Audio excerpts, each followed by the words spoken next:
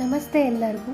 ನಾನಿವತ್ತು ತೋರ್ಸಕ್ಕೆ ಹೋಗ್ತಿರೋದೇನಪ್ಪ ಅಂತಂದರೆ, ದೀಪ ಇರುತ್ತಲ್ವ, ಬೆಳ್ಳಿ ದೀಪ ಆಯಿತು ಅಥವಾ ಯಾವುದೇ ಥರದ ದೀಪಗಳ ಮುಂದೆ ಅಲಂಕಾರ ಅಂದರೆ ರಂಗೋಲಿ. ಸಾಮಾನ್ಯವಾಗಿ ರಂಗೋಲಿ ಎಲ್ಲರ ಮನೇಲಿ ಹಾಕ್ತಾನೆ ಇರ್ತೀವಿ.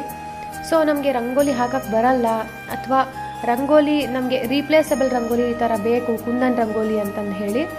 ಸೊ ನಾನು ನಿಮಗೆ ಇವತ್ತು ಅದನ್ನು ತೋರಿಸೋಣ ಅಂತ ಹೋಗ್ತಾಯಿದ್ದೀನಿ. ಅದಕ್ಕೆ ನಮಗೆ ಬೇಕಾಗಿರೋದು ಏನೇನು ಮೆಟೀರಿಯಲ್ಸ್ ಅಂತಂದರೆ, ನಮಗೆ ಮಾರ್ಕರ್, ಈ ಥರ ಮಾರ್ಕ್ ಮಾಡ್ಕೊಳ್ಳೋಕ್ಕೆ ಇದು ಶೀಟ್. ಇದು ನಿಮಗೆ ಎಲ್ಲಿ ಇದಕ್ಕೆ ಹೋದ್ರೂ ಈ ಥರದ ಶೀಟ್ ಸಿಗುತ್ತೆ. ಸ್ಟೇಷ್ನರಿ ಶಾಪು ಅಥವಾ ಬಳೆ ಅಂಗಡಿ ಆ ಥರದ್ರಲ್ಲೆಲ್ಲ ಈ ಥರ ಶೀಟ್ಸ್ ಸಿಗುತ್ತೆ. ನೆಕ್ಸ್ಟು ಈ ಥರ ಟ್ರೇಸ್ ಪೇಪರ್ ಸಿಗುತ್ತೆ. ಆ ಟ್ರೇಸ್ ಪೇಪರಲ್ಲಿ ನೀವು ಫಸ್ಟು ಈ ಥರ ಮಾರ್ಕ್ ಮಾಡ್ಕೋಬೇಕು.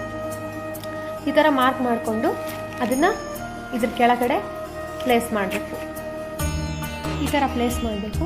ನಮಗೆ ಸುತ್ತ ನೋಡ್ಕೋಬೇಕು, ನಮ್ಗೆ ಎಷ್ಟು ಅಗಲ ಮಾಡ್ಕೊಳ್ತೀವಿ. ಇದ್ರ ಸುತ್ತ ಮಾಡೋದ್ರಿಂದ ನಮ್ಗೆ ಎಷ್ಟು ಅಗಲ ಮಾಡ್ಕೊಳ್ತೀವಿ ಅಂತಂದೇಳಿ ಫಸ್ಟು ನಮಗೆ ಯಾವ ದೀಪದ ಸುತ್ತ ಬೇಕಿರುತ್ತೆ ಡಿಸೈನು, ಆ ದೀಪನ ಈ ಥರ ಇಟ್ಕೊಂಡ್ಬಿಟ್ಟು ಕ್ಲೀನಾಗಿ ಮಾರ್ಕ್ ಮಾಡ್ಕೋಬೇಕು. ಅದ್ರ ಸುತ್ತ ಮಾರ್ಕ್ ಮಾಡ್ಕೊಂಡ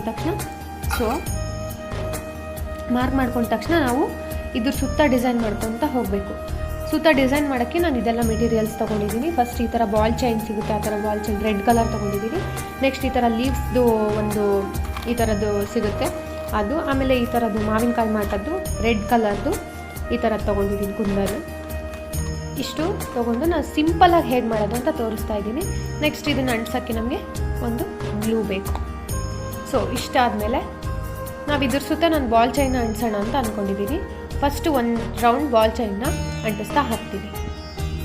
ನೋಡಿ, ರೆಡ್ ಕಲರ್ ಬಾಲ್ ಚೈನ್ನ ಈ ಥರ ಅಂಟಿಸ್ಕೊಂಡಿದ್ದಾಯಿತು. ಇದ್ರ ನೆಕ್ಸ್ಟ್ ಪಾರ್ಟಲ್ಲಿ ನಾನು ಗೋಲ್ಡ್ದು ಬಾಲ್ ಚೈನ್ನ ಅಂಟಿಸ್ಕೊಳ್ತೀನಿ. ನೋಡಿ, ಗೋಲ್ಡ್ ಬಾಲ್ ಚೈನ್ ಇದನ್ನು ಅಂಟಿಸ್ಕೊಳ್ತೀನಿ. ನೋಡಿ, ಗೋಲ್ಡ್ ಕಲರ್ ಬಾಲ್ ಚೈನ್ ಅಂಟಿಸಿದ್ದಾಯಿತು. ನೆಕ್ಸ್ಟು ಇದ್ರ ಸುತ್ತ ಏನಂತಂದರೆ, ನಾನು ಈ ಥರ ಲೀವ್ಸ್ನ ಇಡ್ತಾ ಹೋಗ್ತೀನಿ. ಒಂದು ಲೀವ್ಸು, ನೆಕ್ಸ್ಟು ಒಂದು ಇದು ಮಾವಿನಕಾಯಿ ಮಾಡೋದು. ಸೊ ಈ ಥರ ನಾನು ಸುತ್ತ ಇಟ್ಕೊಂಡು ಹೋಗ್ತೀನಿ. ನೋಡಿ, ಲೀವ್ಸ್ ಇಟ್ಟಿದ್ದಾಯಿತು. ನೆಕ್ಸ್ಟು ನಾವು ಈ ಥರ ಮಾವಿನಕಾಯಿ ಮಾಡೋದು ಕುಂದನ್ನು ಅದ್ರ ಪಕ್ಕದಲ್ಲಿ ಇಟ್ಕೊಂಡು ಹೋಗೋಣ. ನೋಡಿ, ರೆಡಿ ಆಯಿತು. ಇದನ್ನು ಸ್ವಲ್ಪ ಒಣಗಬೇಕು. ತುಂಬ ಚೆನ್ನಾಗಿ ಒಣಗಿದ ಮೇಲೆ ನೋಡೋಕ್ಕೆ ತುಂಬ ಚೆನ್ನಾಗಿ ಕಾಣಿಸುತ್ತೆ. ನಿಮಗೆ ಇವಾಗಲೇ ಕರೆಕ್ಷನ್ಗೆ ಎಲ್ಲಾದರೂ ಏನಾದರೂ ಮಿಸ್ಟೇಕ್ ಆಗಿದ್ದರೆ, ಸೊ ನೋಡಿ, ಇಲ್ಲೊಂದು ಸ್ವಲ್ಪ ಗ್ಯಾಪ್ ಅನ್ನಿಸ್ತಾ ಇದೆ, ಆ ಥರ ಏನಾದರೂ ಗ್ಯಾಪ್ ಅನ್ನಿಸ್ತಾ ಇದ್ದರೆ ಅಥವಾ ನಿಮ್ಗೆ ಎಲ್ಲಾದರೂ ಸೊಟ್ಟ ಆಗಿದೆ, ಸ್ವಲ್ಪ ಏನಾದರೂ ಮಿಸ್ಟೇಕ್ ಅನ್ನಿಸ್ತಾ ಇದ್ದರೆ ನಿಮಗೆ ಈಗಲೇ ನೀವು ಕರೆಕ್ಷನ್ ಮಾಡ್ಕೊಂಬಿಡಿ. ಹಸಿ ಇದ್ದಾಗಲೇ ನಿಮ್ಗೆ ಒಣಗಿ ಹೋದ್ಮೇಲೆ ನಿಮ್ಗೆ ಅದು ಆಮೇಲೆ ಅದು ಕಿತ್ತಿ ಎಲ್ಲ ಇದು ಮಾಡೋಕ್ಕೆ ಅಷ್ಟು ಸರಿ ಅನಿಸಲ್ಲ.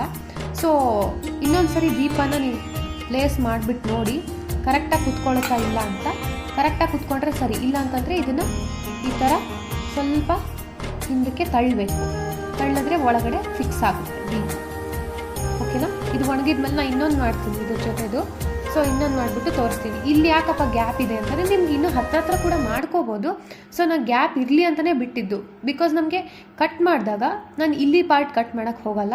ಸೊ ಇಷ್ಟು ರೌಂಡಾಗಿ ಕಟ್ ಮಾಡ್ಕೊಳ್ತೀನಿ. ರೌಂಡಾಗಿ ಕಟ್ ಮಾಡ್ಕೊಂಡಾಗ ಏನಾಗುತ್ತೆ, ಮಧ್ಯದಲ್ಲಿ ನಮ್ಮದು ಟೈಲ್ಸ್ ಯಾವ ಕಲರ್ ಇರುತ್ತೆ, ನಮ್ಗೆ ಆ ಕಲರಲ್ಲಿ ಇದು ಕೂಡ ಕಲರ್ಫುಲ್ಲಾಗಿ ಚೆನ್ನಾಗಿ ಕಾಣಿಸುತ್ತೆ ಅನ್ನೋ ಒಂದು ಇದಕ್ಕೆ ಅಷ್ಟೇ. ನಾನು ನಿಮಗೆ ಆಮೇಲೆ ತೋರಿಸ್ತೀನಿ ಯಾವ ಥರ ಕಾಣಿಸುತ್ತೆ ಅಂತ. ಸೊ ನಿಮ್ಗೆ ಏನಾದರೂ ಕರೆಕ್ಷನ್ ಮಾಡ್ಕೊಳ್ಳೋದಿದ್ದರೆ ಇವಾಗಲೇ ಮಾಡ್ಕೊಳ್ಳಿ. ನೋಡಿ, ನಂದು ಏನಾಗೋಯ್ತಂದರೆ, ನಾನು ರೆಡ್ ಕಲರ್ ಬಾಲ್ ಚೈನ್ ಹಾಕಿದ್ನಲ್ಲ, ಅದ್ಯಾಕೋ ಸ್ವಲ್ಪ ಸರಿ ಕಾಣಿಸ್ತಿರ್ಲಿಲ್ಲ. ಆಮೇಲೆ ನಂದು ದೀಪ ಕೂಡ ಅದರಲ್ಲಿ ಸೆಟ್ ಆಗ್ತಿರ್ಲಿಲ್ಲ. ಸೊ ನಾನು ರೆಡ್ ಕಲರ್ ಬಾಲ್ ಚೈನ ತೆಗೆದುಬಿಟ್ಟು ನೋಡಿ, ಇದು ಬರೀ ಇದು ಅಷ್ಟೇ ಹಾಕಿದ್ದೀನಿ, ಅದಿನ್ನೂ ಒಣಗಿಲ್ಲ. ಸೊ ನೋಡಿ, ಈ ಥರ ಕರೆಕ್ಷನ್ ಮಾಡ್ಕೊಂಬಿಡ್ಬೇಕು ಆವಾಗಲೇ ನಾನು. ಸೊ ಗೋಲ್ಡ್ ಕಲರ್ದು ಮಾತ್ರ ಇರಲಿ ಅಂತಂದೇಳಿ ಗೋಲ್ಡ್ ಕಲರ್ದು ಮಾತ್ರ ಇಟ್ಟಿದ್ದೀನಿ. ಅದು ಬೀಳೋ ಚಾನ್ಸಸ್ ಏನು ತುಂಬ ಕಮ್ಮಿ ಇರುತ್ತೆ. ಯಾಕಂತಂದರೆ ನಾವು ಈ ಪಾರ್ಟ್ನ ನಾವು ಕಟ್ ಮಾಡೋಕ್ಕೆ ಹೋಗಲ್ಲ. ದೀಪ ಇಟ್ಟರೂ ಕೂಡ ನಾವು ಇದ್ರ ಒಳಗಡೆನೇ ಇಡ್ತೀವಿ ಅದರಿಂದ. ಸೊ ನಮಗೆ ಈ ಥರ ಚೆನ್ನಾಗಿ ಕಾಣಿಸುತ್ತೆ. ಇದನ್ನು ಕಟ್ ಮಾಡಿದ್ಮೇಲೆ ನಾನು ದೀಪ ಹಚ್ಚಿ ಅದನ್ನ ಇಟ್ಬಿಟ್ಟು ತೋರಿಸ್ತೀನಿ ಹೇಗೆ ಕಾಡುತ್ತೆ ಅಂತಂದು ಹೇಳಿ. ಇದು ಸಿಂಪಲ್ ಐಡಿಯಾ. ಇದರಲ್ಲೇ ಬೇಕಾದಷ್ಟು ಥರ ನೀವು ಮಾಡ್ಕೋಬೋದು. ಇನ್ನು ವೆರೈಟಿಯಾಗಿ ಕೂಡ ಮಾಡ್ಕೋಬೋದು. ನಾನು ನೆಕ್ಸ್ಟು ವೀಡಿಯೋದಲ್ಲಿ ತೋರಿಸ್ತೀನಿ ಯಾವ ಥರ ನಿಮಗೆ ಗೆಜ್ಜೆ ವಸ್ತ್ರ ಥರದ್ದೆಲ್ಲ ಹೇಗೆ ಮಾಡ್ಕೊಳ್ಳೋದು ಅಂತ. ಸೊ ಇದು ನೀವು ನೋಡ್ಕೊಳ್ಳಿ. ಈ ಥರ ಸಿಂಪಲಾಗಿ ಮನೇಲಿ ಕುಂದನ್ಗಳು ಆ ಥರ ಏನಾದರೂ ಇತ್ತು ಅಂತಂತಂದರೆ, ನಿಮ್ಗೆ ಈ ಥರ ಮೆಟೀರಿಯಲ್ಸ್ ಎಲ್ಲ ಇತ್ತು ಅಂತಂದರೆ ಅದೆಲ್ಲ ಮಾಡ್ಕೊಳ್ಳೋಕ್ಕೆ ತುಂಬ ಈಸಿ ಆಗುತ್ತೆ. ಇದು ನಿಮಗೆ ತುಂಬ ಜಾಸ್ತಿ ಹೊತ್ತೇನಾಗಲ್ಲ, ಒಂದು 10 ಮಿನಿಟ್ಸಲ್ಲೇ ಮಾಡ್ಕೊಂಡ್ಬಿಡ್ಬೋದು, ಅಷ್ಟು ಈಸಿಯಾಗಿರೋದು ಇದು. ಎಲ್ಲರೂ ನಿಮ್ಮ ಮನೇಲಿದ್ದರೆ ಮಾಡ್ಕೊಳ್ಳಿ. ಈ ಹಬ್ಬ ಹರಿದಿನಗಳಲ್ಲೆಲ್ಲ ಇಟ್ಕೊಳ್ಳೋಕ್ಕೆ ತುಂಬ ಚೆನ್ನಾಗಿ ಕಾಣಿಸುತ್ತೆ. ಒಂಥರ ಎಲ್ಲ ಟೈಮಲ್ಲೂ ರಂಗೋಲಿ ಹಾಕ್ಕೊಂಡು ಕೂತ್ಕೊಳ್ಳೋಕ್ಕೆ ನಮಗೆ ಟೈಮ್ ಆಗೋಲ್ಲ, ಈ ಜಾಬ್ ಮಾಡ್ತಿರೋರು ಆ ಥರಕ್ಕೆಲ್ಲ. ಸೊ ಈ ಥರದ್ದೆಲ್ಲ ಮೆಟೀರಿಯಲ್ಸು ನಿಮ್ಮ ಹತ್ರ ಇತ್ತು ಅಂತಂತಂದರೆ ನೀವು ಈ ಥರದ್ದು ರಂಗೋಲಿಗಳನ್ನು ಮಾಡಿಕೊಂಡು ಯಾವಾಗ ಬೇಕೋ ಅವಾಗ ಇಟ್ಕೋಬೋದು, ಯಾವಾಗ ಬೇಕೋ ಅವಾಗ ಸೇಫಾಗಿ ತೆಗೆದಿಟ್ಕೋಬೋದು.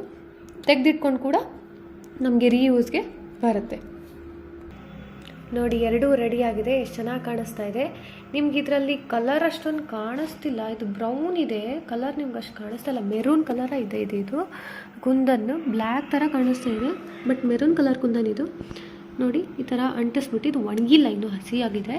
ಒಣಗಿದ ಮೇಲೆ ತುಂಬ ಚೆನ್ನಾಗಿ ಅನಿಸುತ್ತೆ. ನಿಮಗೆ ಒಣಗಿದ ಮೇಲೆ ಒಂದು ಫೋಟೋಕ್ಕೆ ಹಾಕ್ತಿದ್ದೀನಿ ನಾನು.